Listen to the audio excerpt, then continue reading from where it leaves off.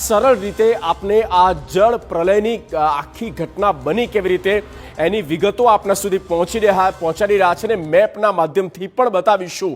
સૌથી પહેલા અપડેટ એ છે કે આ પૂરના કારણે ભારે તબાહી તો મચી છે અને તબાહી એવી છે કે જેમાં જે પણ લોકો ઝપેટમાં આવ્યા તેમના જીવ જઈ રહ્યા છે। 95થી વધારે લોકોના મોત થયા।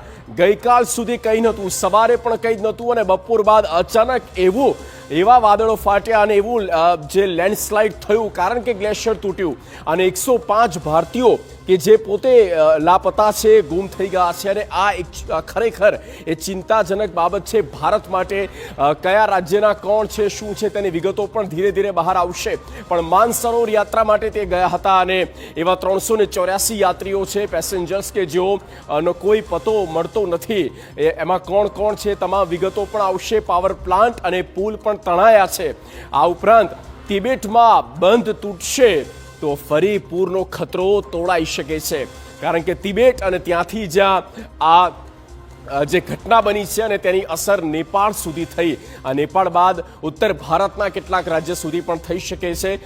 સૌથી વધુ પ્રભાવિત રસુવા છે અને રસુવાની વસ્તી જે છે લગભગ 50,000 જેટલી છે।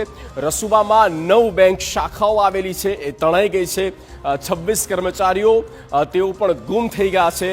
આ ઉપરાંત લાંગટાંગ ખોલા જળ વિદ્યુત પરિયોજનાના 60 લોકો ગુમ છે।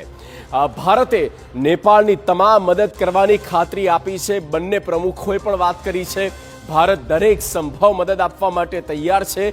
વડાપ્રધાન નરેન્દ્ર મોદી ટેલિફોનિક વાતચીત કરી છે બાલન શાહ સાથે। ભારતીય વાયુસેના એલર્ટ છે। C-17, C-130, C-130 આ બંને એરફોર્સ પણ તૈયાર છે, આ બંને વિમાન પણ તૈયાર છે।